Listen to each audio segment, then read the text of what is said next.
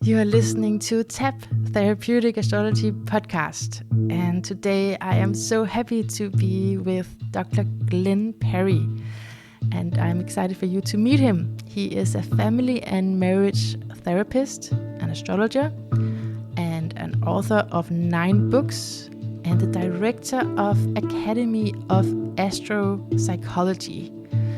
And he has a doctorate in consciousness studies and has used many years on correlating the zodiac with developmental stages over a lifespan. So I'm sure we'll be talking about his method called Developmental Age Method, and also how he uses astrology as a theory of personality. For me, it is a very exciting bio, so you are so welcome, Dr. Glenn Perry, here. Thank you. It's really nice to be here. I'm honored. Did I get all that right with your biographical material here? Yeah, I mean, developmental age method is just one kind of subset of many interests that I have regarding the integration of astrology and psychology. So I wouldn't want to have it implied that I'm sort of that's what I do. Right. It is what I do, but it's like one of 20 things I do. Maybe first you can talk about, because maybe that's more general than that you see astrology as a personality theory, and you say that it's both flexible but also rigorous. So two Yes. questions in one, that it's more something more general to your work, and then also the question about what it is. Yeah, that's right. That is a theory of personality. That's really probably in the largest sense, that's the umbrella. And within that umbrella, there's a lot of, I think, very interesting and useful concepts that from psychology that could be integrated with astrology into an astropsychological theory of personality.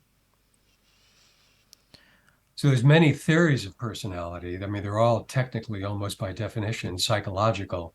There's Freudian psychoanalytic theory, there's Jungian analytical psychology, there's cognitive behavioral theory and therapy,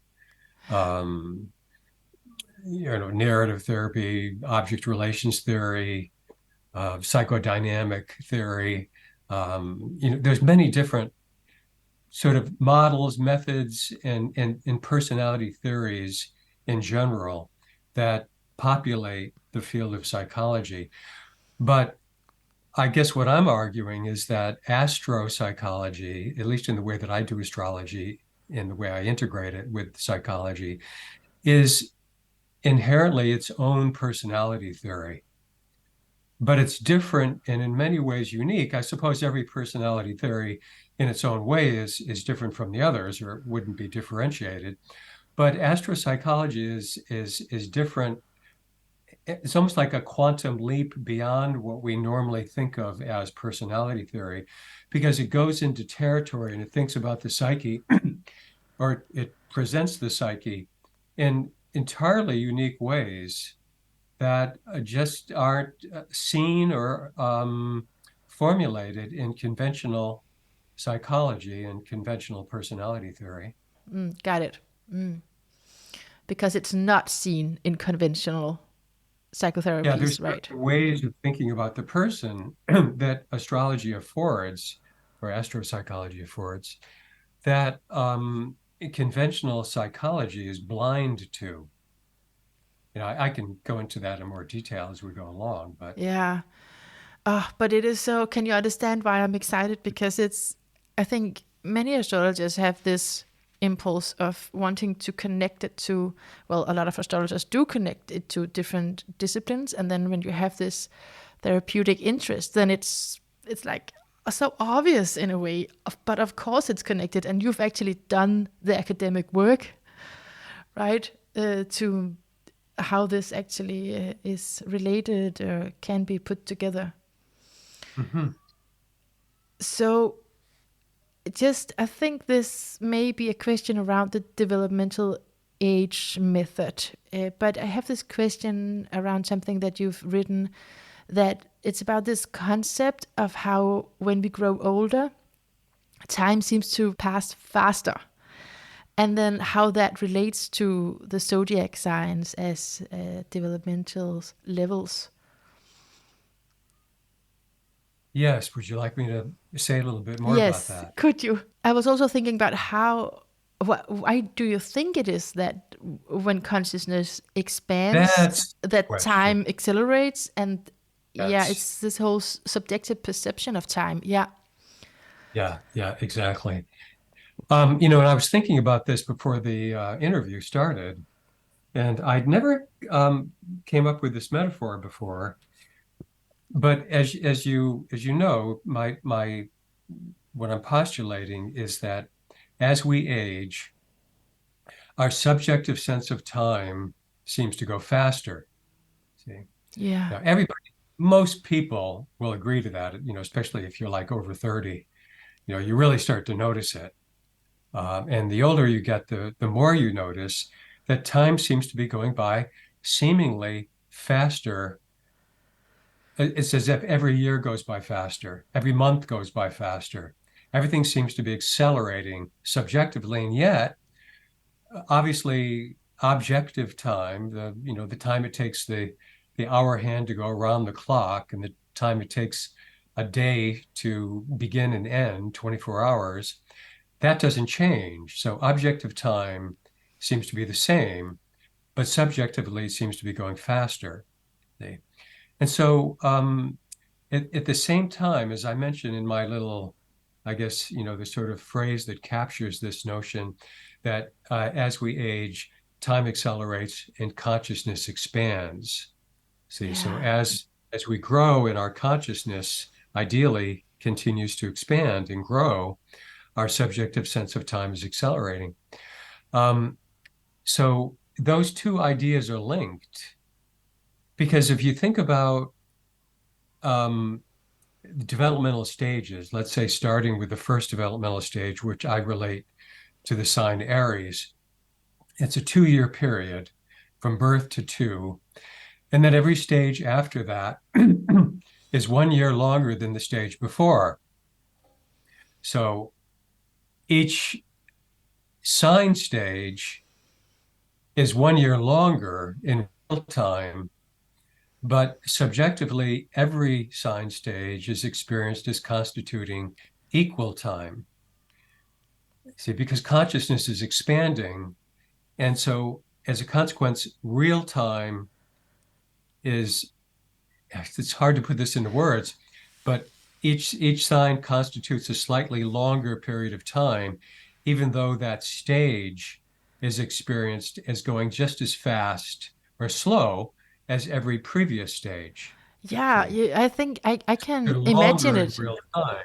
Yeah, because like the little child, for a little child it seems like a long time, but for an adult it's just like now it's morning Yeah. again, now it's night again.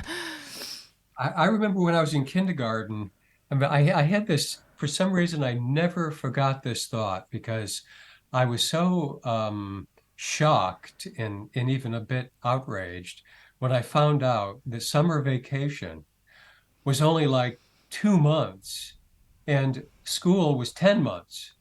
So we were in school for 10 months and school summer vacation was only 2 months. I didn't really understand the concept of months and weeks and all of that in kindergarten. I was only like 5 years old. But I thought that was terribly unfair. Yeah, It always seemed to me, I guess maybe this was first grade, that almost, it would just be a matter of course, just to be fair, that the amount of time that we have off from school would be equal to the amount of time that we'd be in school. true. That just seemed right to me Yeah. at 6 years old, right? Um, but it was also shocking that I couldn't, I didn't know just by looking or sensing the passage of time that my 2 month summer was a lot shorter than my 10-month school year. So I didn't, for me, it was like just as long because I had my sense of time passing was like minimal. Time stands still. It doesn't seem to be passing at all because you're in the immediate moment. You're in the present moment fully. There's no sense of before. There's no sense of later. The entire psychology of infancy and also significantly, the psychology of Aries is predicated on the notion that only the now and the here exists. See, it's like Aries experiences the world as me here now. Yeah. There's no later, there's no before, there's no other, there's just me, there's just here, and there's just now. Which is why Aries is so aggressive and so impatient. And it wants what it wants it right now. Is because for Aries, there is no later. And I'm not talking about people that have sun in Aries.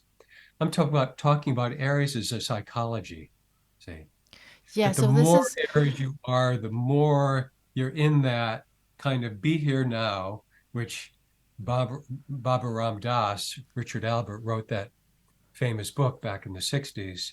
He was a sun Aries. And the nature of the book was be here now, without, of course, him realizing that he was voicing the psychology of Aries and saying that. Every sign thereafter can only be understood on the basis of the signs that have come before.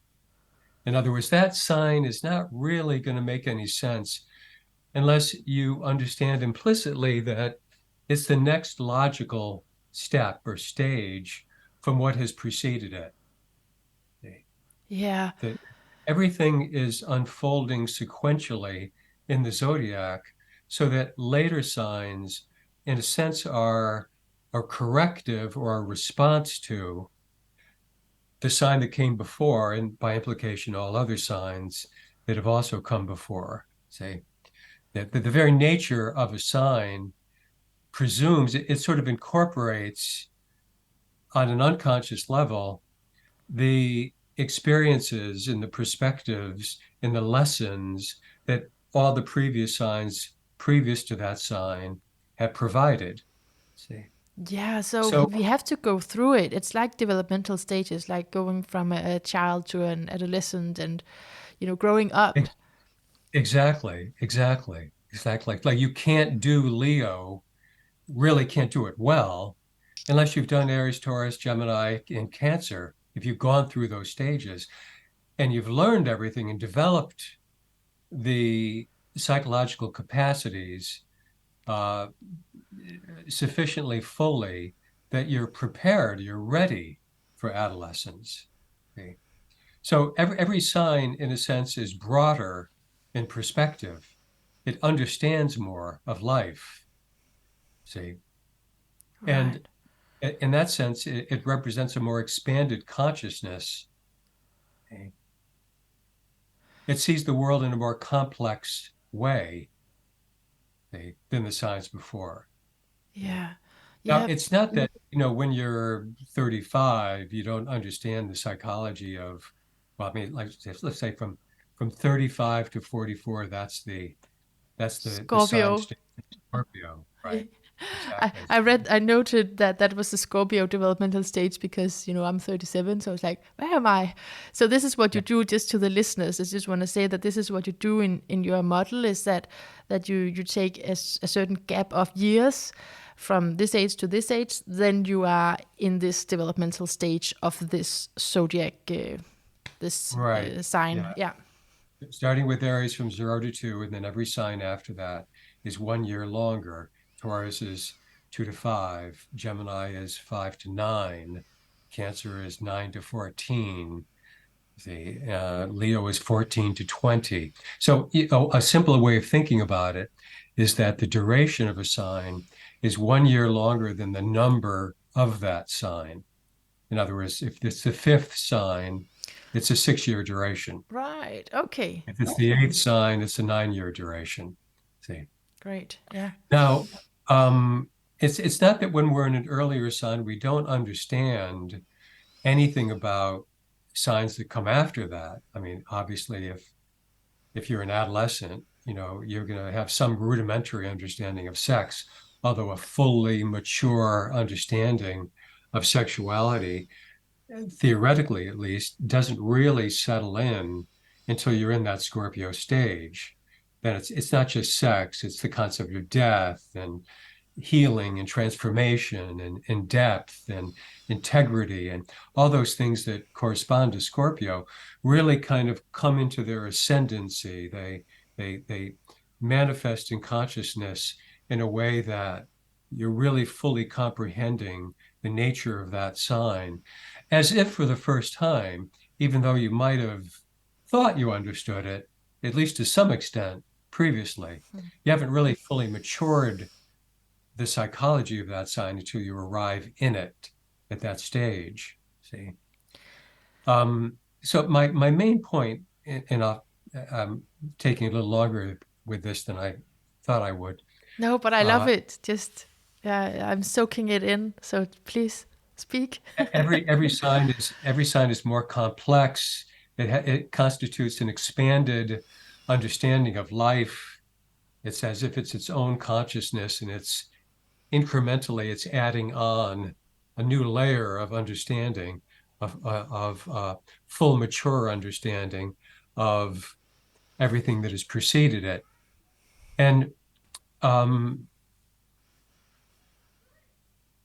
so if you, the idea of why does time accelerate as we age and as consciousness expands? Because again, the psychology of every sign is predicated on a certain orientation in time and in space. It's really easy to see this in the early signs. It's a little more subtle and nuanced in the later signs. But nevertheless, every sign constitutes kind of implicitly a certain orientation in space. It's like how comprehensive, how broad, how wide is your understanding of life. And in that sense, I'm using space as a kind of metaphor. How much do we see? How much do we really understand? How broad is our perspective? See, the psychology of every sign only really makes sense in the context of the orientation in space, but as well as in time. See, that your sense of time in terms of whether it's slower or faster, is wedded to the behavioral traits of that sign, the values of that sign, the whole way of being that sign signifies. As I said before with Aries, it's me here now. Space is limited to here. And it's mainly about me. It's a very egocentric state. It's very collapsed and condensed. It's, we say Aries is kind of dense. It's sort of clueless. It's insensitive. It doesn't really get other people and their feelings and wants and needs. It's so self-referential. And yet it's like the foundation, right, of anything else to come. That's right. Because the primary task of that stage, just as every other stage has its own developmental task, the developmental task of Aries is survival. Yeah. And it's really, even wedded to that is a sense of freedom, especially freedom to move, freedom to do, freedom to act. See, at that stage of life, all the infant really wants to do is get moving and to be oriented toward things that are moving, like a mobile. It's like they're fascinated with that. It's moving. It's like something to look at, It's like a hunter out in the woods. It's like if you're a male hunter, women are a little bit different, but I'm sure same thing at that age. It's like you're trained. It's like not that you're trained, you instinctively are oriented toward movement. Yeah. Anything that moves is going to get your attention because it might be alive. Yeah. It might be an animal. It might be game that you want to hunt. So it's that predator consciousness. See, that's Aries. Right. So it's so foundational that it's survival. But then, of course, when you talk about it being dense, and it's also because you can't really stay there. You kind of have to move on. That's right. Yeah. I mean, if you get developmentally fixated there, that's what you develop sociopathy. It's sociopathic, just sociopathic or antisocial personality disorder. But that's a whole other topic, and how that can show up in the chart in terms of the Aries Mars first house archetype. So, infants are not even aware of their bodies. they're just sort of moving and acting and doing, and they're rather clumsy at doing it. But ideally, by the end of the second year, you can walk. You're moving. You're standing up, you know. And then when you get to the Taurus stage, that's when for the first time you have memory. So there's no memory in the Aries stage because there's no ability to retain. The sign of retention, of holding on, of possessing is Taurus. So until you get there, you can't hold on to a memory. You can't hold on to experience. It's just now. It's just a flow. It's all in the present. See? Which is why if a baby doesn't get what it wants when it demands it, you get a loud scream, you get crying, you get temper tantrums, because they have no sense of later. It's almost as if they don't get what they want right now, they may never get it because only the now exists. So they're notoriously demanding and impatient. Now, as a mother, of course, you understand that, and you gratify the child's needs, whatever it happens to be. Unless it's going to harm the child. So the child develops this sense of can do. I can have an impact on my environment. I can assert myself. I can make the world conform to my needs, gratify my needs. So you have this sense of I can assert, and things will go most of the time, as I wish. That's the foundation of everything else. See? Yeah. So you get into the Taurus stage and you come into awareness of your body. You can begin to control your body in ways that you couldn't before. You learn toilet training. You learn to hold it. Just as we think of Taurus as possessive of things and people, it also means you have to be able to hold on to the process of elimination until it's the right time to release, right? So you don't go whenever the impulse strikes you as you did as an infant. Infants can't hold it. Okay.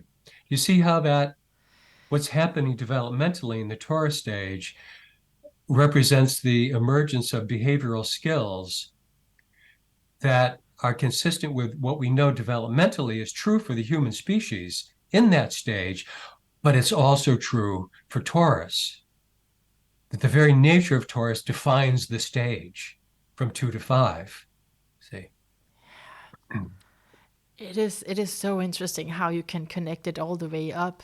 I don't know if you want to continue because you could, but it's 12 it's a lot. It is, yeah. And I won't go into all of them, but at age 5 we start school. Yeah.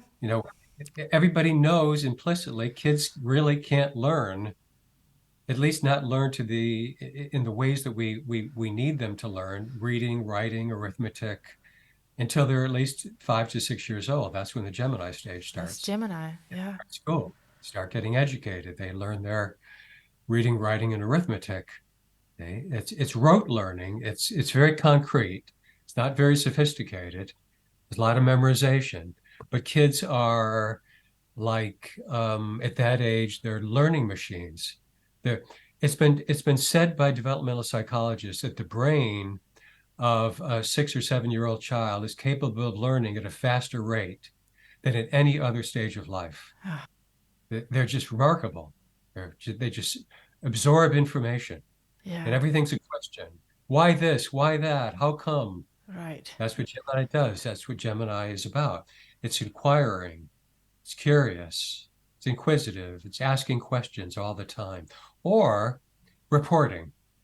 It's the messenger archetype. And that's what you see in little kids. They can't wait to tell you what they know. Yeah. They're little messengers running around. Yeah, so all of this correlates with the zodiac signs, and just to not put too much pressure on you, because I don't want you to extend yourself too much, but could we maybe just do if we skip some stages and then go to the older stage from I don't know, just Aquarius, Pisces. I'm quite curious about. I can do like in one sentence at this point, one sentence each. Like I could do it really fast. Okay, that would be great. I'd love that. Yeah. I think If that it's not too much for you, because it's sometimes it's no, like, yeah, for me at I mean, least. I'm so excited about the topic. I can Good, go on great. talking about only one sign for, an hour. Yeah. But, um, but yeah, so Gemini is the need to learn. And so you start school and you learn reading, writing, and so forth. And then when you get to age 9, that's the beginning of the Cancer stage, 9 to 14. And this is the beginning of emotional intelligence. See, it's like children become like little adults. They're in tune now with all the personal signs, Aries, Taurus, Gemini, and Cancer, and that they drop down and they become capable of reflecting, of reflecting on their feelings, of accessing and sharing their feelings, and thereby developing an emotional sensitivity and awareness that didn't exist in the Gemini stage, where kids would just blurt things out and not understand necessarily the emotional impact of what they're saying might have. Yeah, it's like Um, in that age, things just get more complicated with friendships, right? So that's all of the emotional intelligence and yeah, emotional exactly. cues. The need for belonging, the fear of Yeah, rejection, right. the Yeah. wanting to feel a sense of acceptance by your peer group, although that really takes off in a different way when you hit the Leo stage, 14 to 20, so-called adolescence, where finding your own identity, being your own true self, separating, differentiating from your family, having your peer group be more important even than your own family. Your friends are primary, and it's all about developing self-esteem, concerns about popularity, who am I, questions like that, and making choices and beginning to in a sense establish your identity as distinct from other people. Virgo, 20 to 27, you're either in college learning a particular vocational or job skill, like you're majoring in a particular topic. You're going to be a doctor, or you're going to be a business person, or you're going to be a journalist or whatever, or you're not in college, but you're getting on the job training. It's the apprenticeship stage of life. You're starting work. It's all about proving yourself useful and being of service to your community in some form. In other words, get a job. Yeah. That's what Virgo is all about. 27, it's been said, that it used to be sort of just implicitly understood, and society, um, basically almost required men to get a job and have, a good start to their career before they would even think about getting married. See, so you do Virgo first, and then you do Libra. Then we have 20, Libra, the relationship, the settling down and exactly. yeah, meeting someone. 27 to 35, those are prime years for getting married. If you get into your mid 30s, it's a little late in the game, but mid 20s to late 20s, early 30s, that's when people are getting married. It's all about Libra is the need for partnership, companionship, marriage, social relations. It's a very social period of life, doing a lot of networking. Okay? But it's a different kind of socializing than existed in the previous stages, I should say. Um, I once read that 27 is the most popular year for marriage. Right. It's the first year that, at least in this model, that is the beginning of the Libra stage. Libra, yeah. So 35, you realize you're on the downside of the mountain. It's the Scorpio stage. 35 to 44, it's the midlife, often associated with midlife crisis, the awareness that you're not going to live forever. You can see the dark at the end of the tunnel. You're on the downside of the mountain. You're in the first awareness of decline. You can be in professional sports right up until 35. After that, it's real hard. You don't get too many people that remain in professional sports after age 35, not if they're demanding, you know. Right, Um, that's so it's that decline that we all have and, to go through, but in sports yeah, people, it's just so evident. It's so obvious. yeah, yeah. Your body is dying. It's declining, and that awareness that you're not going to live forever changes your whole orientation to life. You kind of feel like, hey, I got to be authentic. I got to do what I said I was going to do, and not let my fears and hangups prevent me from actualizing my potential. So there's So often a crisis, and yeah, I was just gonna say that it reminds me of friends who've gone through a divorce at this point, right? Like yes, you have the yeah. Libra, and then you have potentially a divorce. It could, of course, not be a It's divorce, like, but yeah, you really start to examine your life in a more ruthless, honest way, because it's like you realize you don't have forever if you're not going to have what you think you're entitled to and you want, then you better make your move now. That's Scorpio. Sagittarius is 44 to 54. This is the, age where people have a new sense of well-being. It's a fire sign stage, Sagittarian stage, and there's often a sense of expansiveness and the age of greatest influence, according to some developmental psychologists like Gal Sheehy, where you feel like, you paid your dues, you've been to hell and back, gone through the supreme ordeal of Scorpio. You've got something to say. People start wanting to publish books and do some writing and get on their lecture stand and teach and do that sort of thing. You like you've know, been uh, through the crises, and this is what helped me, and this is my message now. yeah, exactly. I've gleaned the meaning, at least of my life, and I have something to share. Yeah. Okay. So that focus on faith and meaning and the purpose of life and theory and philosophy and Sagittarian concerns of that sort really come to their ascendancy during this Sagittarius stage. 54 to 65, interestingly, 54 is the midheaven.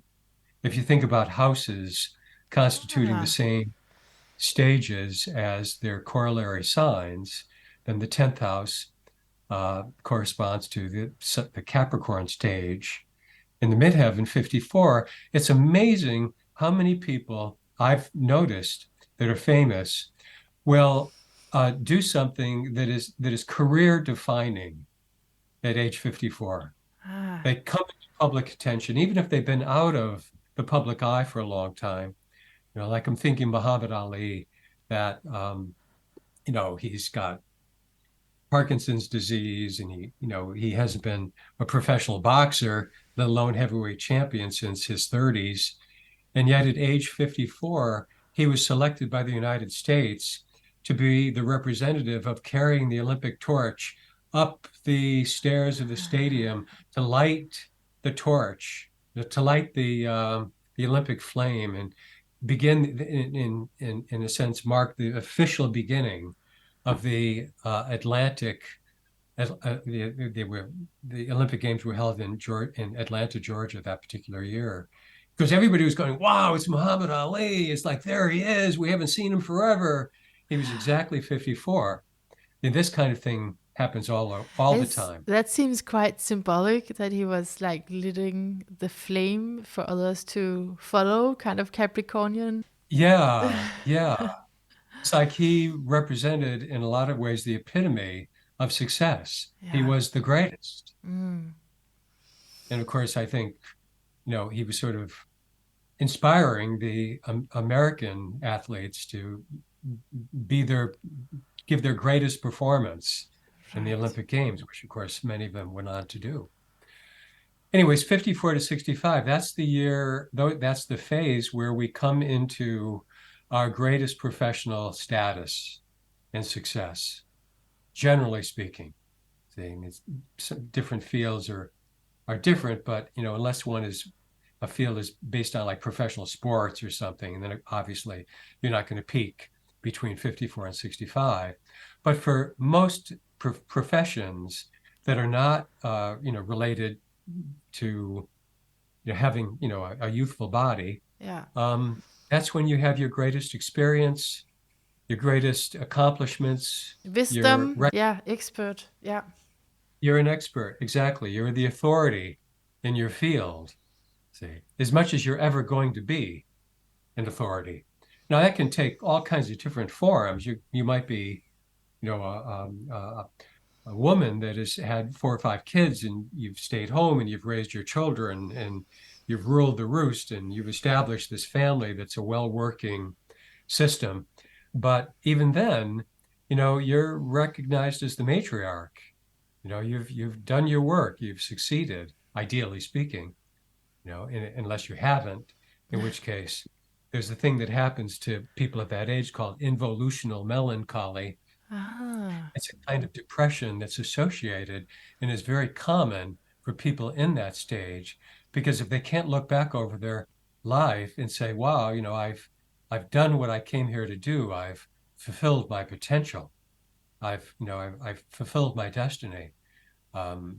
They get depressed That's because they've wasted time, and they realize at that stage it's too late to start over. it's really interesting though, because it's subjective, right? And because what are you measuring that up against? I'm just reading this book by Arthur Brooks, and he in the beginning he's saying that Einstein wasn't happy with his life, what he has had accomplished in that age. Yeah. Well, that would be interesting to read. Yeah. Yeah. But for some reason, physicists as a field seem to achieve their greatest success in their 20s. It's very unique. No one knows why that's the case, but it seems to be often the great physicists will have these astonishing breakthroughs in their 20s, maybe their 30s to some extent, but then not so much later. It's a young man's game for some reason. Um, yeah, so then Aquarius is 65 to 77. This is like the retirement years, but you can still be active. So you might not be defining yourself anymore in the old ways by your career, your position in life, so you become more oriented toward the collective, toward humanity at large, joining groups, causes, movements, clubs that are dedicated in some way to bettering the human condition, or advancing human evolution in some form, doing something Right. meaningful that, benefits the collective. And you have at that point the broadest, extremely broad, all-encompassing kind of understanding of life. And that's, of course, again, the nature of Aquarius. All the universal signs from Sagittarius right on through Pisces, they're by definition, they're broad, they're collective, they're the transpersonal signs. Say, so Yeah. it's always about the whole in some way. But if you really look at every sign of the zodiac, each one incrementally is becoming broader in its perspective until you get to these, like Capricorn is the CEO, the president, the executive that's on top.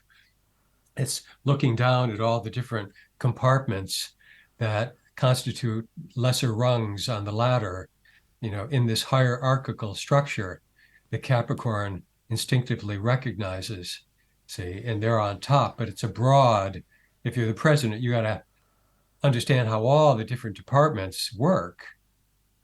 So you're administering everything. It's a transpersonal earth sign. See. Yeah, so it's actually in retirement that you do a lot for the collective. Yeah, you're much more humanitarian. You're more altruistic in your thinking. You're concerned about, future generations, leaving something behind, maybe. I'm just gonna grab a book. Right, I'll be right back. I'm here. I just wanted to make sure that I got the reference right. It wasn't Einstein. It was Darwin. Oh, it was Darwin. Yeah. Okay. Yeah, Charles Darwin. Yeah, because I was like, something was wrong about what you just said, man. I was like, it was Darwin, because he was really famous and everything, and yet he didn't feel that he amounted to much, and it's just, so that's kind of interesting what we measure success up against. Is just what I thought. Yeah, yeah. It's funny. I was going to talk a little bit about Darwin's chart Oh, today. Yeah, because he represents a really good example, him and Abraham Lincoln, I'm not sure, as somebody born in Denmark, how familiar you are with our 16th president, Abraham Lincoln, Well, who was, somewhat, but I don't have that chart in my mind. That sounds amazing. Can we do that they now? were born, Darwin and Lincoln were born on the same day. Oh, that's right. Okay. Yeah. So, but let me finish this thing Yeah. just in terms of Pisces. Pisces is 77 to 90. So that's when we're really like, in decline and falling apart, and, you know, and you have to get ready to sort of return to source, and you're in retreat, and usually you kind of fade into the background. You're not publicly active anymore, and suffering a lot of loss of health, vitality, loved ones, spouses, friends, and so it's all about, at that stage of life, letting go and letting God, and very spiritual period of time, at least ideally.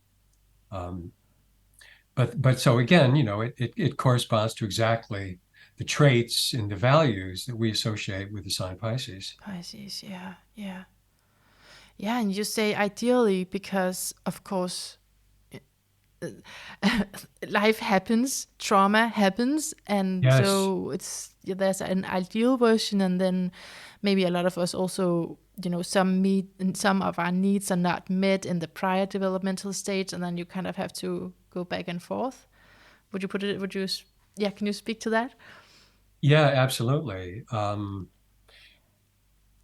If you think about every sign as a developmental task, if there's a trauma during that stage, there can be a developmental arrest or a fixation, so that the person becomes preoccupied and kind of stuck in trying to get or complete the mission, complete the task, actualize the psychological potential that should have developed appropriately during that stage. And if it doesn't, because again of trauma or loss or injury of some sort, um, a person becomes preoccupied with that. It becomes a kind of obsession. Hmm.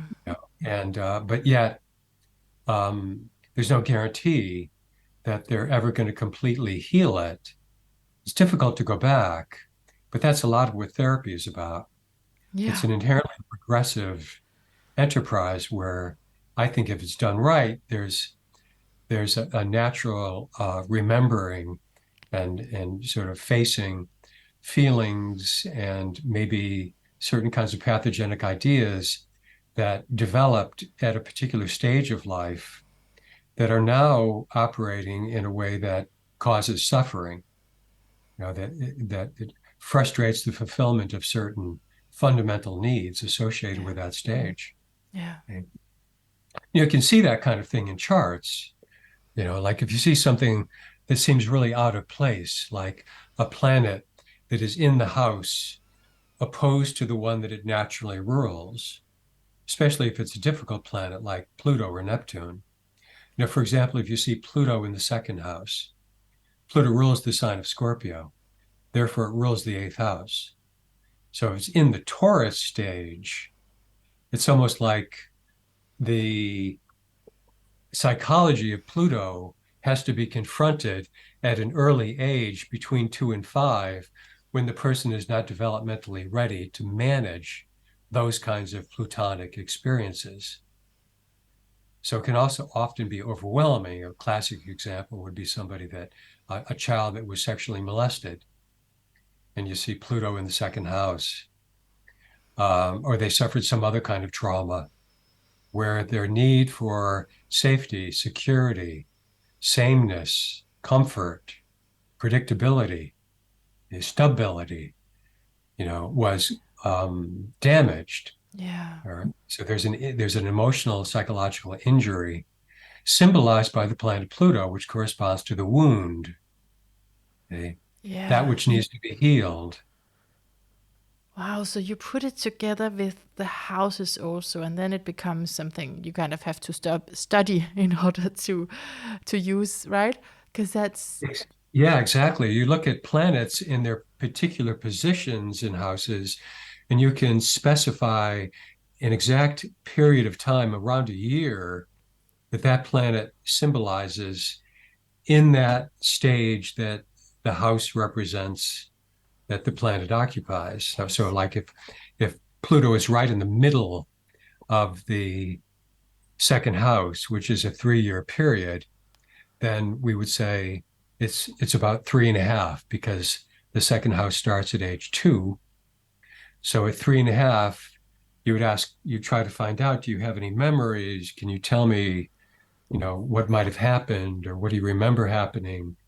And sometimes people know right away, oh, well, that was the year that, my father attacked my mother and was arrested, and for spousal abuse, and I didn't see him for 6 months, and then he got out, and then he abused my mother again, and it was like, traumatic, and I could still remember it. I could hear her screams, and you notice that Pluto is in the second house, maybe opposing the moon in the eighth, the moon, the mother.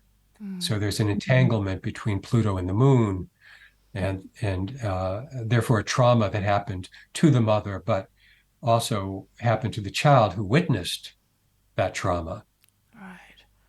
And suffered their own version of trauma by losing their father and being frightened at this outbreak of violence that seemed to be so threatening and overwhelming in its power. Of course, and then the whole developmental zodiac becomes something where you can say this is what was supposed to happen. That would have been the natural thing, and now this happened instead, and then you can work therapeutically with it. That's right. Yeah, it does give you a sense that charts constitute a kind of fate, or a structure of fate. Now, how exactly the events are going to manifest and what they're going to be, it's very difficult to know. You can't really know. I mean, I don't even try to predict, because there's so many different possibilities. The symbolism of astrology is just inescapably ambiguous. Yeah. Right.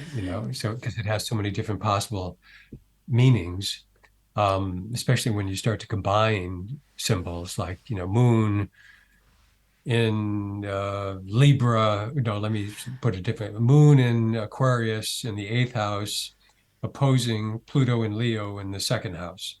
Well, that's 7 variables. Yeah. That's just one. Just that. It's like, yeah.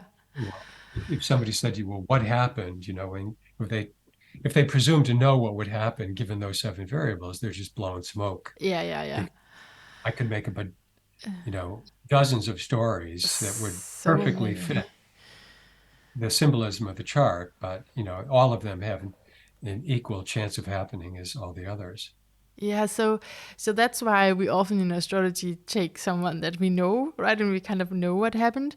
I don't know if would it be a good time to, I don't know, I'm not sure what you thought about with Abraham Lincoln and Charles Darwin, but I'd love to hear it, whatever it is. Oh, yeah. Well, the interesting thing about those two characters, they were both born, as I say, on the same day, which was February 12th, 1809, February 12th. And you look at their lives and you go, well, I mean, they don't really have anything in common. Lincoln is a politician, and he did what he did, and what he's known for is he was a politician. He was elected president of the United States in 1860, I believe, and that was the beginning of the Civil War. And it was this huge rupture, this breaking the faith in a way that the moral order that held the United States together. Now, that moral order was in tremendous tension at that time, because there were approximately equal number of free states in which there was no slavery. Slavery was outlawed. And then there was the states predominantly in the South, there were slave states. And then as the United States was moving westward, there were new territories that were being populated, and eventually they would become states. And there was this these battles that were breaking out within those new states over whether they would be slave or free. Okay? And so at some point, the South declared it was seceding from the Union. It was going to be its own country. It was going to rip the fabric of the United States in half. Okay? And so Abraham Lincoln, who had just become president at that time, said, a house divided against itself cannot stand. In other words, neither country is really going to prosper or flourish or be good neighbors to the other if they are divided by this fundamentally moral issue. See? So he waged war, declared war against the South, and vice versa, the South against the North. And there was this 4-year Civil War, I believe, 4 or 5 years, I forget exactly when it ended, in which the North eventually prevailed. And Darwin famously in 1863,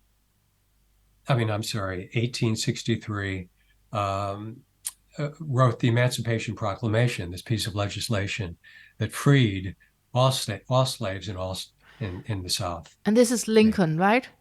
This is Lincoln. Yes. Yeah, this is President Abraham Lincoln. Yeah. Okay. Now, Darwin in 1860 published The Origin of Species. Now, the two most momentous events in each man's life occurred in 1860. The beginning of the Civil War and Lincoln's election to become president, and Darwin's publication of The Origin of Species. What was the astrology? Well, let me just outline something, though, because if you think about these things archetypally, then you can begin to correlate it astrologically to certain configurations in the chart. But, you might say, well, what is, and I never, sometimes I don't know things until I'm speaking, but because I just, had a thought earlier as we were talking about Darwin and Lincoln, that I'd never had before. And I've thought about this, and what the two men have in common, particularly at that age, is there's a movie out right now on Netflix called Creation, and it's about Darwin during the period of time leading up to the publication of his famous book, Origin of Species. And so I really have a sense of what was going on in his life at that particular time. And he was in torment. Darwin was in torment because he knew that in publishing his theory about human evolution, about evolution in general, that he was driving a stake into the heart of Christianity. Now, obviously, I'm being a little bit dramatic in that he didn't kill Christianity, it survived Darwin. But it was probably, to this day, permanently damaged. See, he was ripping apart the paradigm, right? The paradigm. The paradigm, the uniform worldview that was biblical in those days, which the Bible was saying, God created the earth in 6 days and gave mankind dominion over nature, and he created the fish and the birds and the animals all at once, and it's this whole narrative that the Bible presented about how life came to be. And Darwin was saying, well, no, that's not true. It's radically inconsistent with what we know to be true scientifically, that species evolve, they change, they mutate. And those species more capable of survival are selected naturally by nature so that they're able to go on and procreate and produce more of their kind, and those species less fitted because maybe they had a mutation that made them more vulnerable and less capable of survival, and so they die out, they don't recreate, they don't reproduce. So you have this evolutionary process that's brought about by random mutations preserved by natural selection. And it contradicted the Bible. And he had himself, at that point, declared himself to be an atheist. He was in a way waging war, ideologically speaking, against Christianity. He was pretty mad, in fact, at God, who, he thought, how could a divine being take my beloved 9-year-old daughter from me? His daughter Anna, who died of scarlet fever when she was 9 years old, and she was this spectacular, loved, favorite child of Darwin. Oh. It really crushed him, and as so many other people do when they go through a traumatic loss like that, they lose their faith. They blame God. They say, well, if God existed, if he really existed, he never would do something like that. So he turned ever more strongly to science as his worldview. But look at what is similar to what was happening with Lincoln. There was a rupture in the country. There was an ideological divide, a split, morally speaking, between those states that were saying, no, it's perfectly fine and good to have slaves. They're inferior to the slave owners, the Caucasians. And then in the North, they were saying, no, it's inhumane, it's wrong.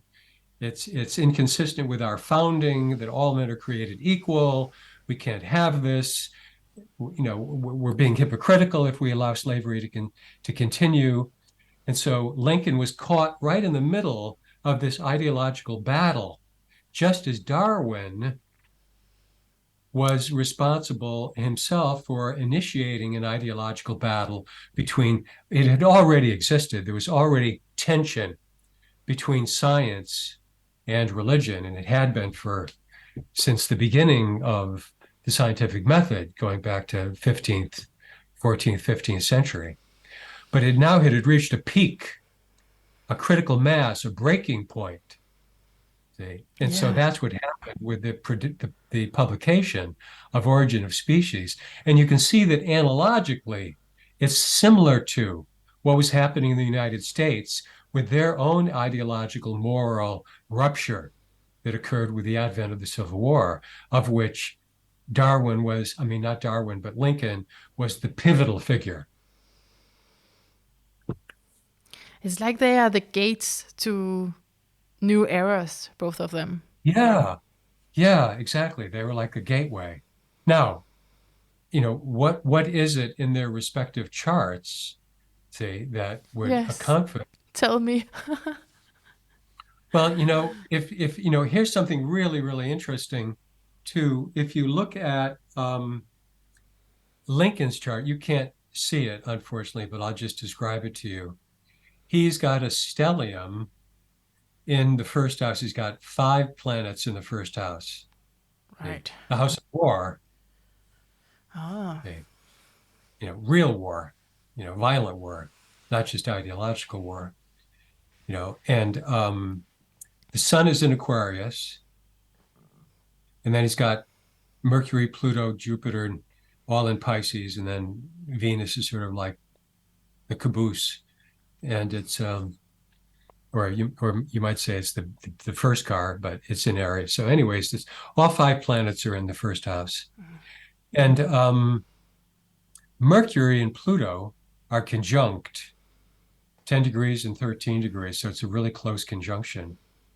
And they're squaring Neptune, especially Mercury.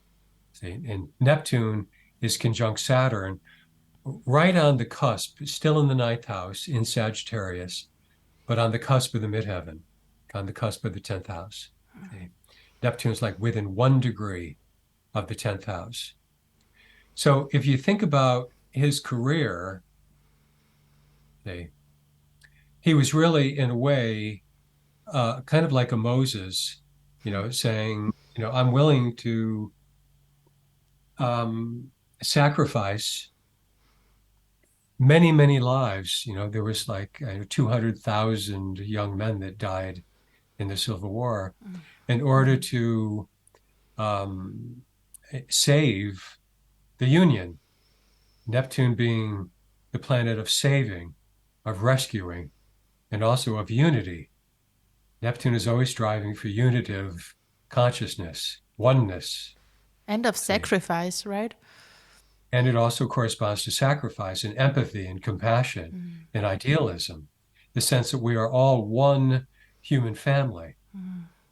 And no one is above or superior to anybody else. We all have the right, it says in the Declaration of Independence that, we're all entitled to the pursuit of life, liberty, and happiness. And all men are created equal. That's like one of the first lines in the Declaration of Independence that Jefferson wrote, 100 years previous. And so here's Lincoln. He's this gigantic spiritual Neptune conjunct Saturn, this weighty Saturnian obligation, and this tremendous pressure and stress to be the chief executive, to be the Saturn leader. But it's conjoined with Neptune. It's a leader that's blended with this Neptunian sensibility of striving to pursue and preserve the unity, oneness, Right. and through implementing by government legislation, Saturn and Sagittarius, a mandate that frees the slaves, the Emancipation Proclamation. And he did that when he got to that Saturn-Neptune stage that it represents, which is around 53 to 54 years old. That was the year, 1863, that Lincoln did the Emancipation Proclamation and also famously delivered his most famous speech of all time, a kind of this immortal speech. It's pure poetry called the Gettysburg Address. And something like 43,000 men had died in this one battle in a little town in Pennsylvania called Gettysburg. And Lincoln was called there to give a few words and the 1-year anniversary of that battle. And he got up and in something like 2 minutes, he said a few words that he wrote on a napkin on a train ride, from Washington to Gettysburg. And he delivered this extraordinarily beautiful, sublime, poetic eulogy honoring the fallen, those who had sacrificed their lives. And I think it's extraordinary that if there's any document that could ever be thought to encapsulate Mercury and Pisces squaring Neptune, conjunct Saturn and Sagittarius, it would be that Gettysburg Address. And it was precisely at the time that he was at his Neptune-Saturn age point that he made the speech. And you see these kinds of things over and over and over and over again. Now, I don't know if there's any one thing that accounts for Lincoln being the president, but there is something that's kind of interesting being the president during the Civil War. And I'll tie this into the difference between his chart and Darwin's chart. Lincoln has the moon in Capricorn in the 12th house, squaring Mars, which is in Libra in the 8th house. So he's got a moon-Mars square, just like Darwin, see? Yeah. But Lincoln, as I say, has it in the 12th house. And the 12th house, of course, is loss and tragedy, see, and suffering and endings. So he's going through this period in the Civil War where it's really kind of the ending of the country as it was, as a divided country, half free, half slave. And in the process, the country is just wrenched apart. It's suffering. And there's all these mothers that are having to get letters as much as he can written by Lincoln to them, expressing his condolences to the loss of their sons as a consequence of Mars war, squaring moon, ripping apart the country. Moon being your country, your homeland, people. The people, yeah. That which you belong to. Wow. See? Okay? Mm. So he had to deal with all that and the weight of that, the heaviness of it. He himself had suffered so many losses pertaining to family. It was almost as if it were preparatory to the fulfillment of his destiny. Lost his mother when he was 10, several of his siblings. Um, the woman that he was engaged to, uh, he himself was suicidally depressed over several times during his life. Okay. And he had lost, I think, 3 of his own children while he was married to his wife, Mary Todd Lincoln. So this is a man that had suffered a lot of family loss. Yeah. Again, especially starting with his mother at age 10.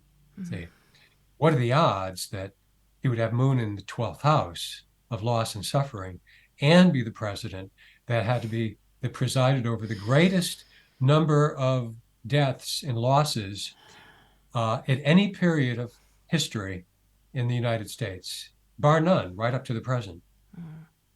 There was more loss and death and suffering in the Civil War than there was in any other war ever fought by the United States.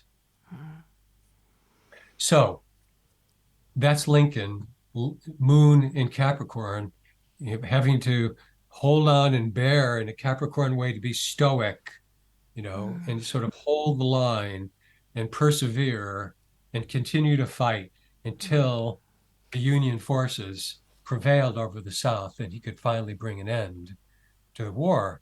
Now, if you look at Darwin's chart,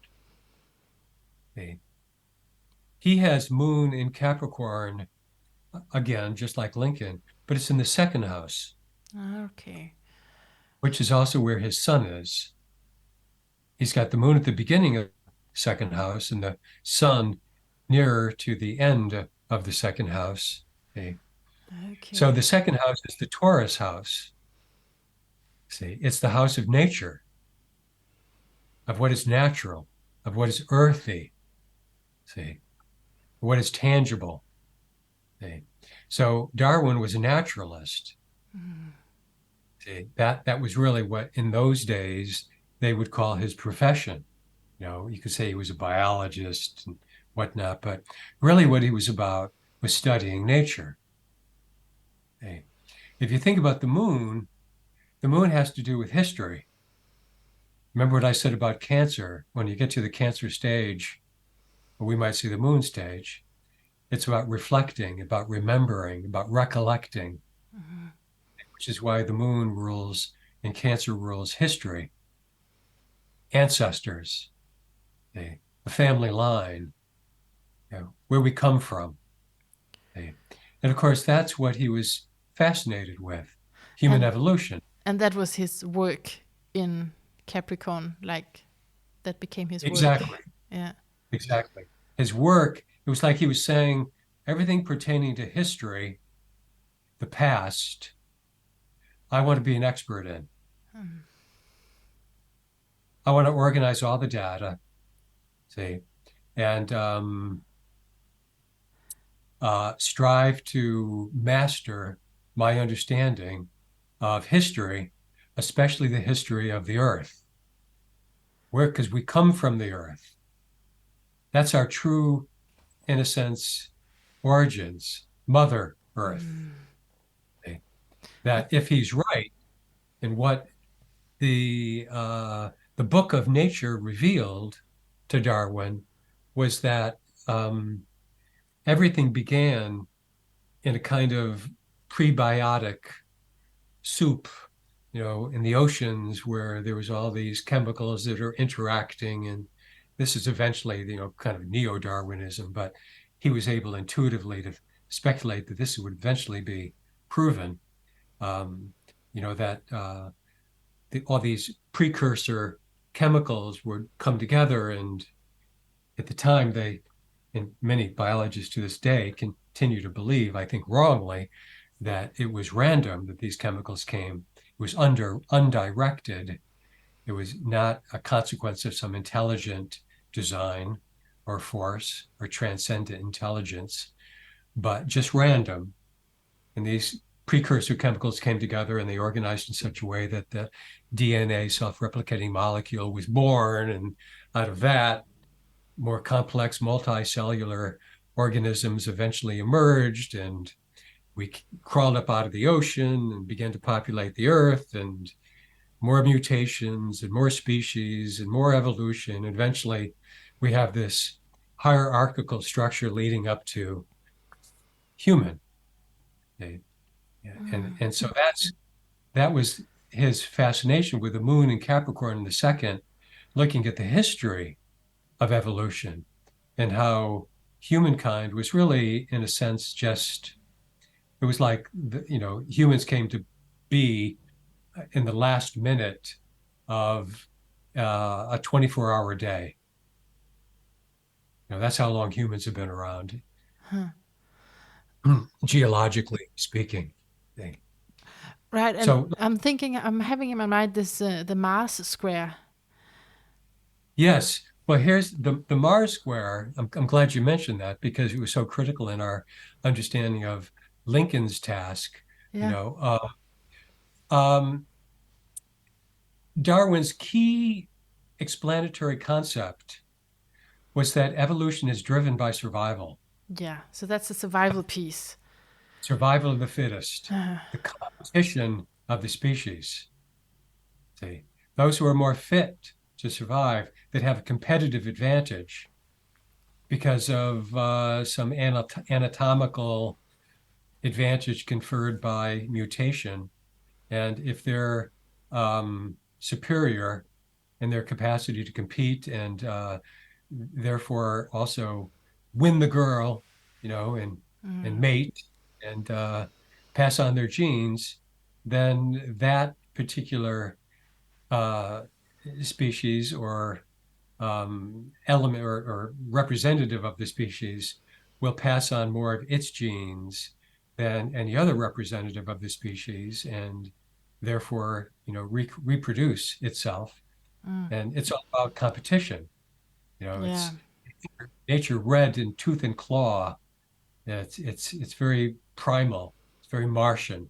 It's all about fighting and surviving as opposed to being extinguished.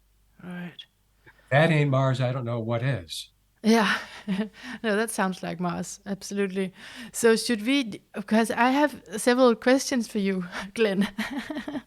Sure. So should we say, okay, this is the analysis of two people, born on the same day and creating like new paradigms for us all, and then go on to look at something else, or do you have some finishing No, up I mean, comment just on to this? sum up, is what it really drives home for me is the realization that astrology is inherently in an astrological chart is made up of symbols that are multidimensional and polyvalent, meaning there's many potential meanings to any one symbol in the chart, and it can combine with other symbols in ways that create these more compound structures of meaning.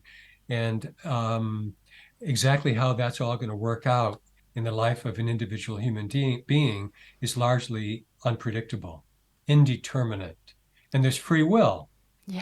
So even though we can look at a life like Darwin and Lincoln and say, wow, there's some really interesting parallels there, but the form that their moon Mars, for example, took, radically different in each life. Now you could say that because, it's because of the houses, and that's partly true, but it's also because of everything else that's also in different houses. Absolutely.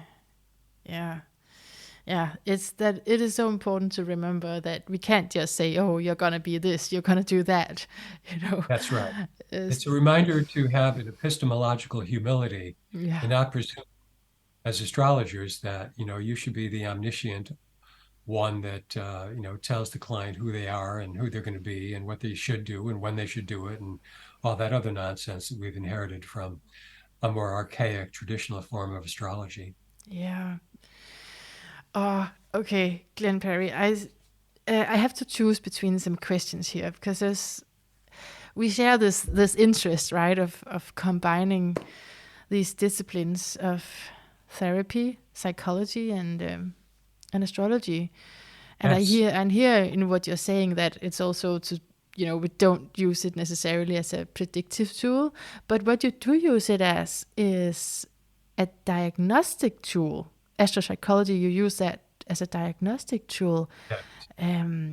Can you explain how you do that, and how it's not then used pejoratively, like, oh, now you are this, and it enables someone to undermine you because you have this diagnosis? Oh, I think I followed that last part. Did you say not be used pejoratively? Yes. Ah, oh, I see what you're saying. Yeah, right. Exactly. Well, very, very good question again. Um, and it brings into focus a really important concept in the model of astropsychology that I use, which is the concept of integration. Okay. Again, this is a slightly different way of looking at charts from conventional astrology, and although humanistic psychological astrology, to the extent that it's been around since the beginning of the 20th century, more or less, in sort of very often simple form, I don't think it's really been fully understood and applied until relatively recently. And in any event, it's a very central idea in relation to my own work. And that idea is that when you look at something in the chart, say, like, let's say, Moon square Mars, Yeah. you there's no way in looking at that you can determine the level of integration at which the individual is expressing that aspect. Okay.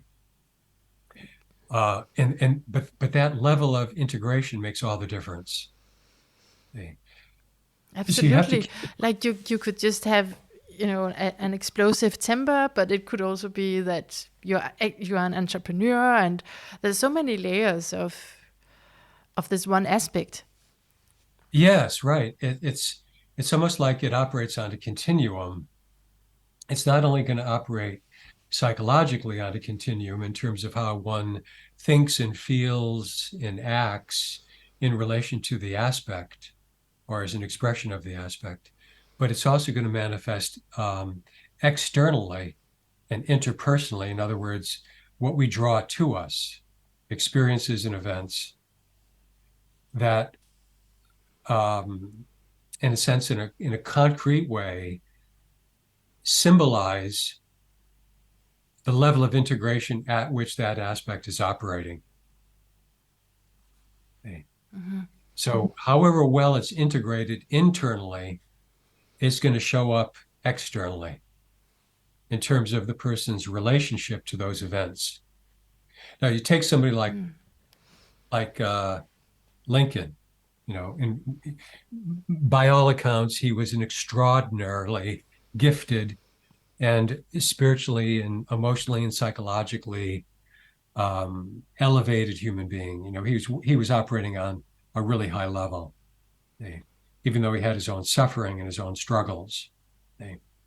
Absolutely. And from an early age, he had to learn to survive a broken family, loss of his mother, for many years, the loss of his father, who abandoned the family, and the kids were all sort of raising themselves in this little one-room cabin, and cultivating plants and doing whatever they could to survive.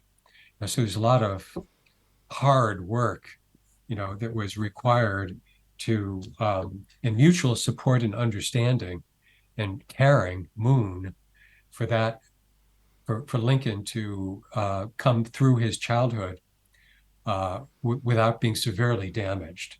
See, and by all accounts, it seems like he did. Okay. Now, when he got to be president, that Moon Mars manifested externally as the Civil War and the secession of the southern states and all the violence, bloodshed that followed. So that, it certainly doesn't look very integrated, but in a way, he was the right man at the right time for the job to knit the country back together again. But to do that, he really had to, again, draw on his own integration of Mars Moon to be both strong and fierce and uncompromising, see, and to fight persistently, bravely, to preserve the Union out of a sake of caring for the cause. It wasn't just the cause of the country, but it was also out of an innate sense that slavery was evil, that the suffering that it wrought on a large population of people, the African Americans, was unacceptable. And that he could not, in good conscience, allow that to continue. So it was definitely like a highway to explore this theme for sure. It was like so much his destiny. But just to I don't want to interrupt you, but I just curious about how would that then be used as a diagnosis? Well, it wouldn't be a diagnosis because he's not expressing it in a pathological way. Right.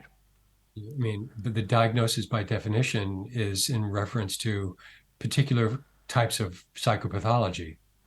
So if a person is not manifesting it in a psychopathological sense, then he's not going to be diagnosed. Now, of course, let's just say somebody else does have Moon square Mars, and I'm sure I could,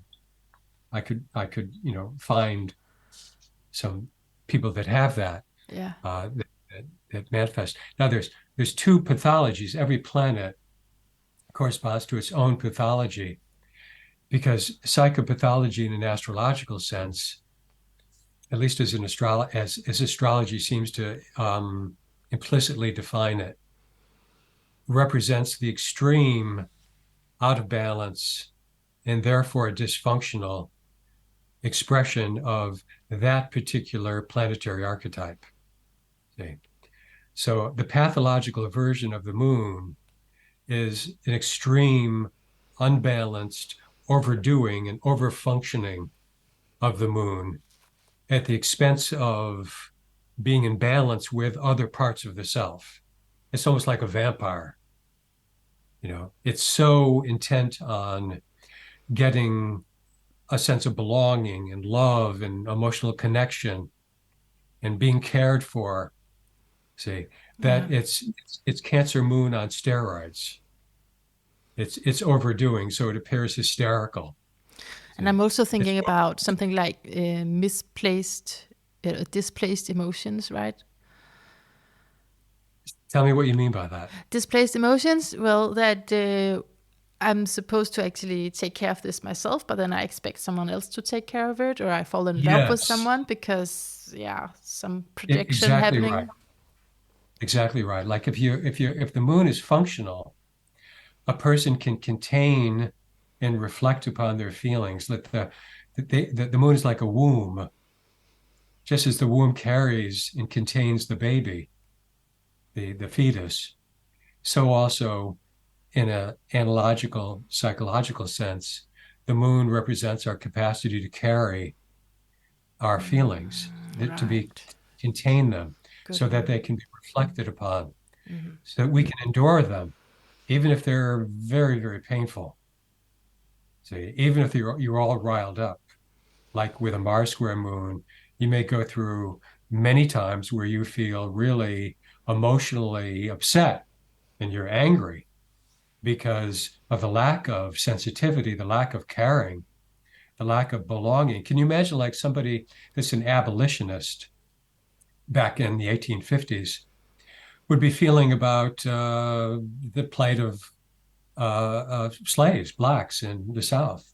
They're being chained and they're being whipped and they're mistreated and they don't have any freedom and their families are being broken up at random, and so there's a sense of I care deeply, for the slaves, and I'm really angry at how they're being treated.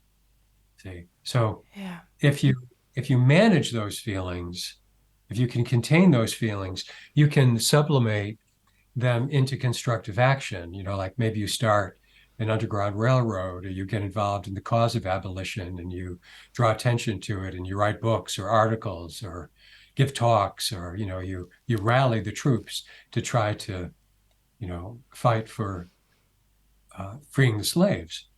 So if you do that out of caring, out of the moon, utilizing Mars to advantage, to constructive application. Yeah. But if you can't, say, then as you say, your feelings are exploding all over the place. You're trying to get other people to understand you and care about what you feel, but because you can't contain it and you're not capable of self-care, see, then you do it in ways that are dysfunctional and push people away. And so the very thing that you want, which is support and understanding, you sabotage. And so in practice, how would you do this? Would you have a client and then, just the way that you speak about astropsychology used as a diagnostic tool, how does that look? Well, you look at the aspect and, you think, maybe there be dragons here. Yeah. See, in other words, if something looks really difficult, and it can look difficult for any number of reasons. Sometimes there's multiple factors that seem to congregate in a certain area of the chart that looks like, looks really hard, and that there's likely to be some wounding or some pain, some struggle in that particular area of life that configuration symbolizes. Then you start to poke around, you start to ask questions. Usually the client has a presenting problem, and the problem, more often than not, will itself be consistent with this hotspot in the chart. Okay? But even if it's not immediately obvious, eventually, the story of their lives, as they tell their story and the narrative unfolds, and their particular struggles that have brought them into the session come into focus, then you can start to understand how that particular part of the chart is manifesting both psychologically and experientially. See, so it's happening on the outside, starting from childhood. Generally, it's like it shows up in their families and how they remember their experiences and so on. It's not like childhood is reduced to the fourth house or the moon or any other part of the chart. It's the whole chart. It's the whole chart.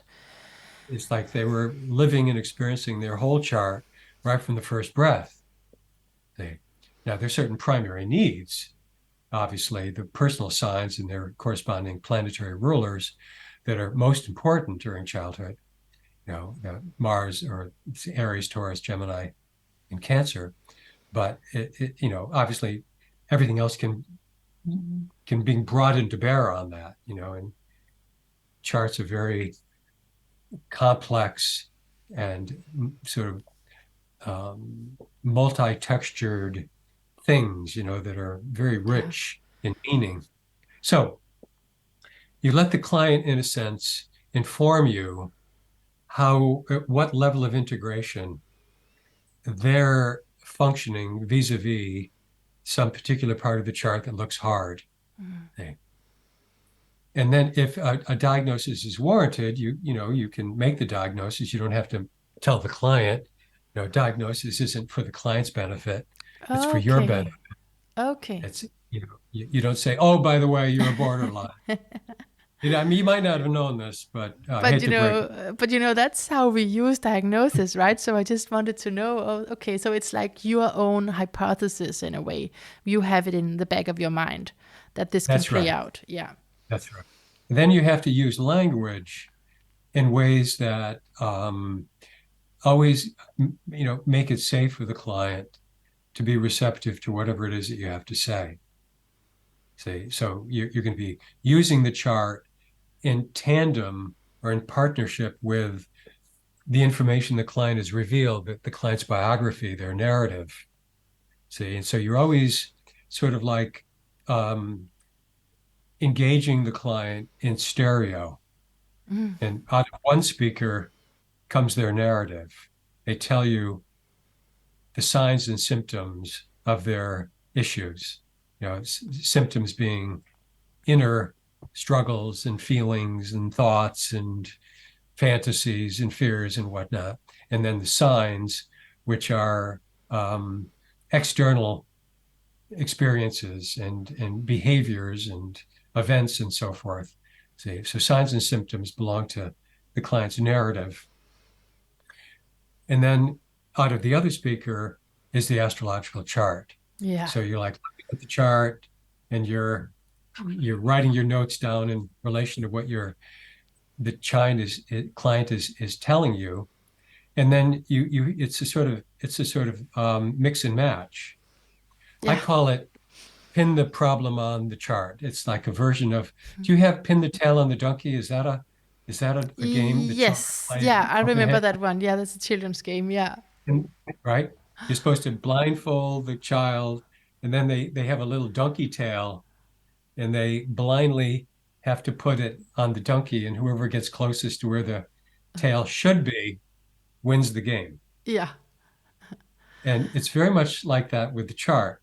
You have to find that part of the chart that is a Mm. match to the problem, and then use that part of the chart to inform you of the underlying psychology, see, the psychodynamics, the cognitive structure, the psychological complex, the wounding that part of the chart symbolizes, see, with the client's story. See, and that gives you a kind of three-dimensional psychological understanding that includes the environment. And the inclusion of the environment is really, really important because the way that I think about the psyche is that it's an open system that includes its relations with the environment. So everything that happens objectively, seemingly to the person, is related internally to the subjective narrative, the client's life story that they're telling themselves, their core beliefs, what we call cognitive structure. See, Mm-hmm. and how that story is functioning is going to be conducive to lesser or greater amounts of suffering because it's going to be a more or less a functional version of the chart. So in other words, if they're expressing the chart in a relatively dysfunctional version, in an unintegrated version, where fundamental conflicts and wounds have not been integrated or resolved, the external world is going to be a mess. Yeah. They're going to have all kinds of problems. See?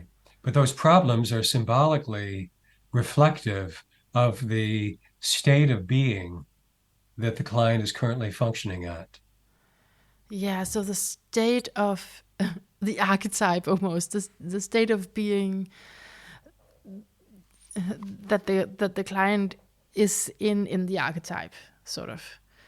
Right, because then that's the good thing. Now I'm calling it archetype. I don't know if that's an okay language with you, but Yes, oh, absolutely. okay, yeah. So because but then we are informed by our knowledge about the archetype, about the potential of that, right? So you could That's right. use it. You could be in another state in this archetype as well. That's right. So, like, if you look at a particular configuration, we seem to be picking on Moon Square Mars today, so I'll stick with that. Yeah. Um, if the client, let's say it's a woman, she comes in and she says, I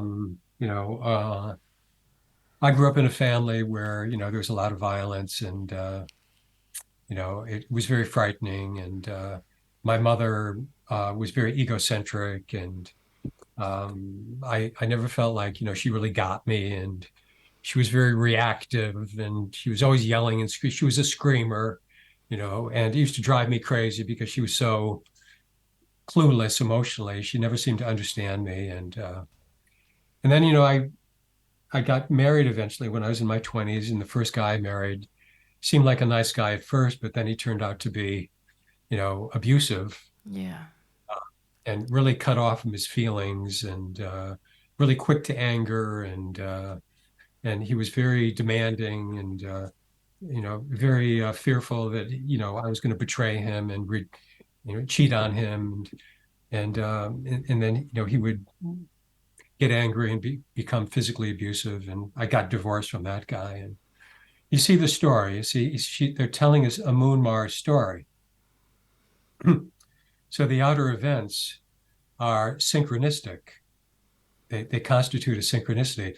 And Jung's psychology or his theoretical model probably comes as close to astrology as any, but it's limited. It doesn't. It lacks a lot of the advantages and the subtlety and the complexity that astrology affords. Because and this gets into the difference between astropsychology is a rigorous theory, but also a flexible one. Okay, yeah.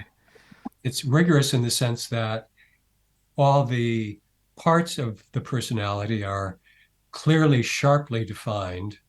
Yeah. See, it's comprehensive in that all the parts of personality are included. All the signs represent motivational drives. So motivation is accounted for, and the planets represent psychological functions operating in the service of fulfilling the needs of the signs they rule. Houses are environmental contexts, situational context in which the planet performs its functions. And the chart is useful in that it's capable of making predictions. You can actually see what the behavioral, likely behavioral consequences are to some degree based on what we see in the chart. Like, again, you have to take into account the ambiguity of the chart in terms of where the person falls on the continuum of integration. Yeah. Less integrated and more integrated forms are going to be different. But it's flexible as a diagnostic tool because the model accommodates to the unique variations that we find in one personality and another. Mm-hmm. See, so every astrological chart represents a unique being. See, and so the model then is customized and brought to bear in a practical sense in deepening and clarifying and accelerating your understanding of the client in ways that conventional personality theories can't do because they're rigid. They're not flexible. It's really about holding complexity, right? That is something astrology can do, is to hold complexity. Yes. Yeah. It shows that the human psyche in every individual is way more complex than the relatively simplistic maps that these other personality theories provide. They're like kindergarten. And everybody's, if it's you're Jungian, you're only going to see the individual through a Jungian lens. If you're a pure Jungian. Yeah. They got a persona, and then they got their ego, and the persona and shadow are in juxtaposition, and there's probably a psychological complex lurking in there somewhere. And there's some synchronicity happening every once in a while. That's always interesting. And then there's the collective unconscious, and there's all these dreams that people have, and they should be interpreted symbolically. And that's it. Okay. Yeah, so astrology is really widening up. Oh, sorry. Go ahead. It's sharpening the lens, It's like looking through one of those, I don't know what they call it, kaleidoscopes, instead of seeing like 4 dimensions, which is 4 colors, and it's the same for everybody, with slight variations.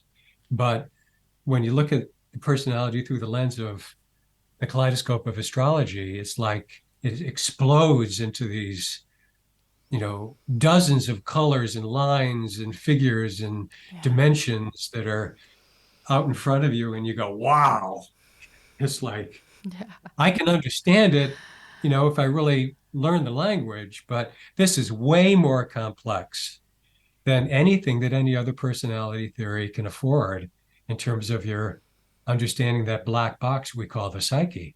Yeah. Did you have a point before about the woman who then met an abusive man with a moon square Mars?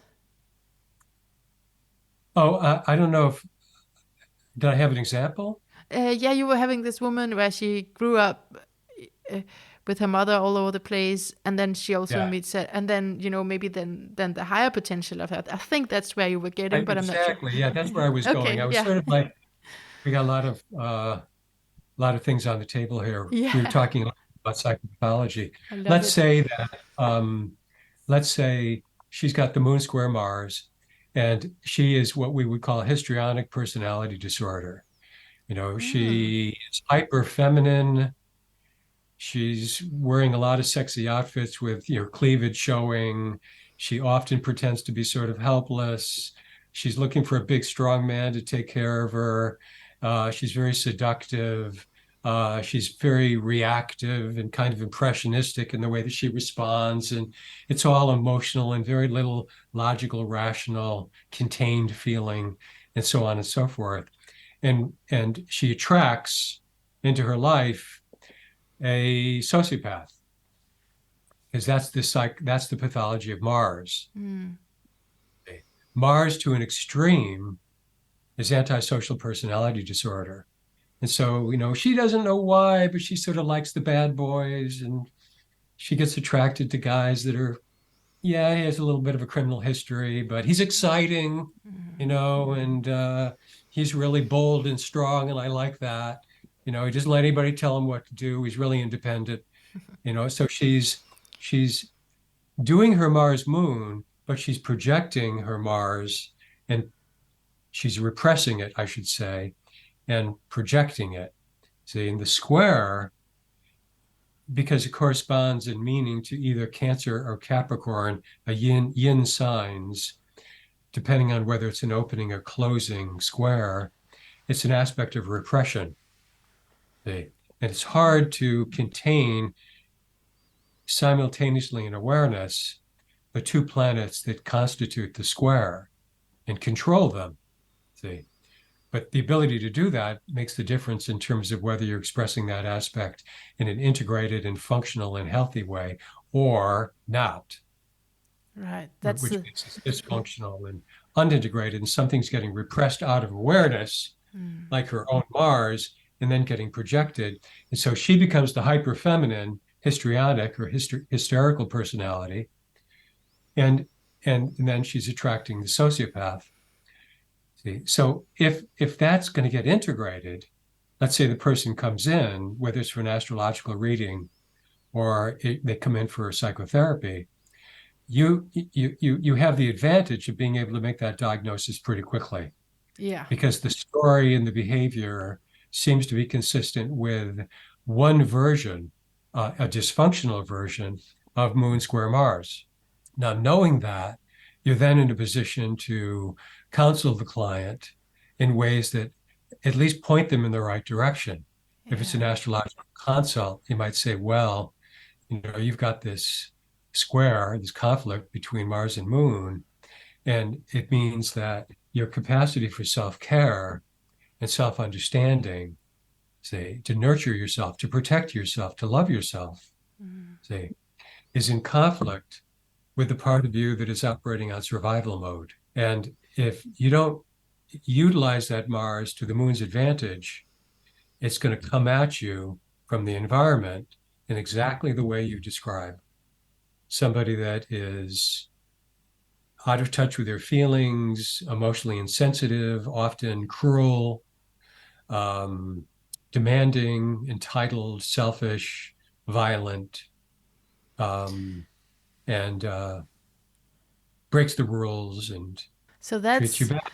that description and that diagnosis is then a starting point for therapy, right? A Yes, therapeutic, maybe, yeah, yes, engagement.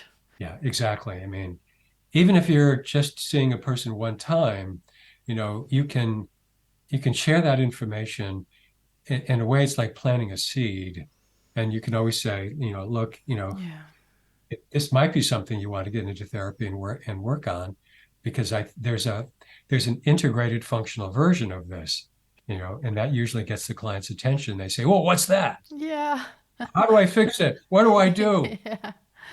You know, and then, all you can really, you can't tell somebody how to be, No. what they should do, because it's simplistic and it doesn't work. It's not helpful. But that's what most astrologers think they should do. What you want to be able to do is describe to them the integrated version of that part of the chart that's operating in a dysfunctional way. So you want to describe, you don't proscribe, you don't tell the client what they should do, because if they could do it, they would do it. Yeah. It's not that easy, right? It's like they have to remember childhood wounds, the violence they suffered in their family, how they were affected by their mother, rather, get in touch with their anger, utilize that awareness of anger to ground it, contain it, utilize it for self-care so that you're able to say no, you're able to draw a line in the sand, you don't let people into your life that have a history of being abusive or criminal, you know. Absolutely. I feel that's so central. That's so central to how I understand and work with therapeutic astrology, is that no, we can't just from a description change our behavior. I wish it was so easy, right? But then so you get the description and that's a real eye opener. But then after, there's some work still. Yes. Yeah. And you have to make it really clear. You can't, sugarcoat it. You have to let the client know this is a lifetime task.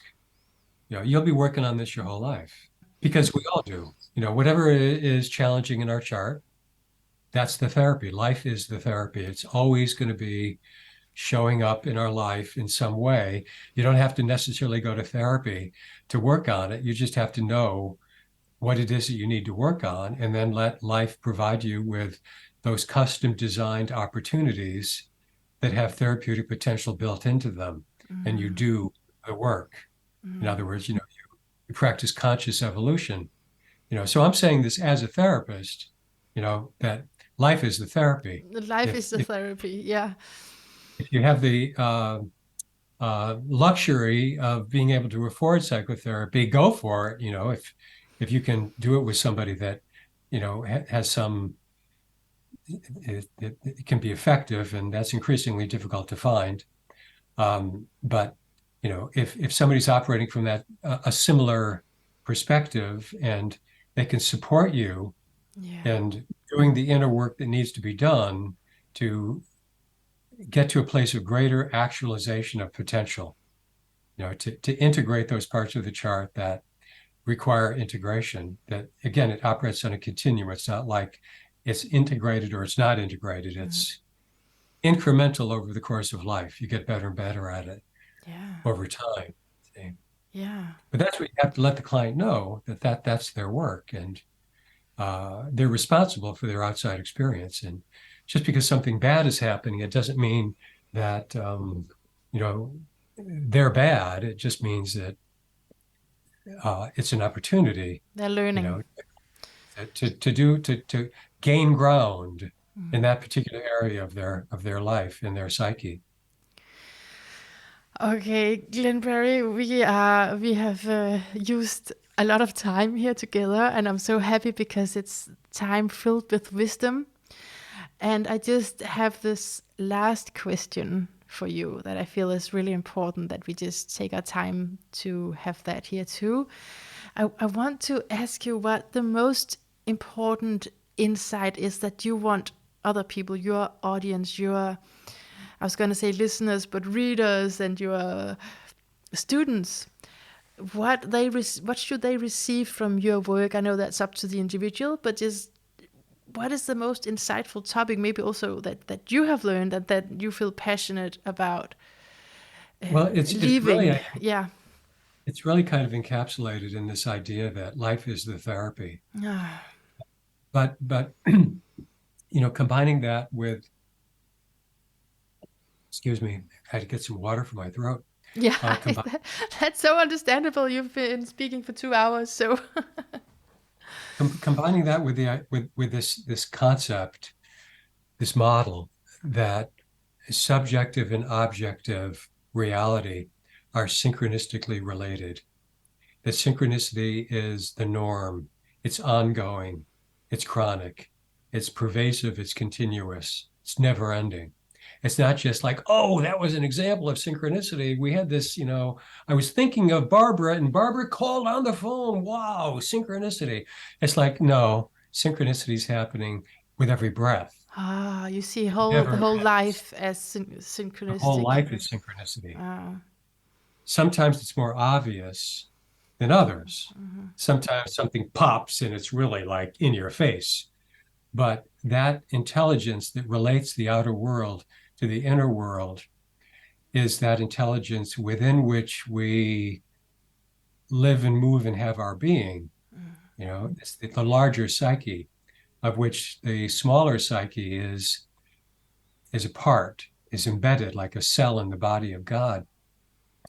And the astrological chart is an open system, meaning everything on the inside, everything we see as symbolic, the planets and their sign positions, their house positions, and their aspects, see, describes the subjective intrapsychic world, which populates externally.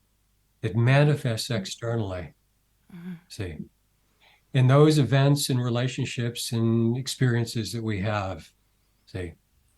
And that constitutes feedback that loops back to the psyche. We take it in, we metabolize experience, and we use it to grow. And if it's painful, it means that you got to make some adjustments. You got to make some tough decisions. You got to learn. You got to take responsibility. No one's a victim. And even on those occasions when you could argue that somebody legitimately is a victim, and there certainly are those events, even victim experiences are purposeful and designed, even required. Those experiences that fall under the heading of Pisces, Neptune, 12th house. Yeah. They're part of the self because they require from us a Neptunian integration of letting go, letting God, flowing, yielding, surrendering, suffering, being with loss and accepting it as a normal part of life, recognizing that impermanence is built into life. Nothing is going to last, including the self, at least this mortal form we currently occupy, even if the soul may return. Yeah, so anyways, it's that idea of the open system and that outer experience is reflecting inner experience. And we can, if we're aware of that and awake to that, we can use that outer experience to learn and grow and self-actualize slowly over time. Yeah. Oh, so well said. I was just going to say before that sounded like the Pisces developmental stage where you were just saying about. Yeah, I can't even articulate it like you just did. Do you know what I'm alluding to? I think so. Okay. Yeah. If you get to that Pisces attitude, you're one with your experience. Yeah. It's like the famous statement of a German mystic named Meister Eckhart, who said, truly, I am so happy with all that God does, whether he gives or withholds, that there's not 1 cent's worth of difference between what I have now and the best I could imagine for myself. That has a lot to do what you mentioned before, your state of being, rather than maybe what you have on an external level. Yeah, I think it really captures that Piscean mindset. Just flowing, being one with what is. And then you don't have to engage in defenses and denial and projection and excuse making and all that other stuff that keeps us from being whole. That's my tagline for this podcast is a place to call whole. How do you like that? Okay, well, yeah, I should probably get back to work. Yeah. Yeah, thank you so much again, Perry, for being here and spending this time with us. Thank you for your contribution And I'll just want to say to the listeners, you can check you out. I'll link, of course, and you can check out all of the books that you've written and see if there's anything wherever they want to start. I said this with Thomas More as well, that I like to just follow your intuition wherever you want to start and just, go at it. So thank you so much. Okay, well, thank you for having me. It was a lot of fun. Yes, it was. And asked really great questions. Thank you.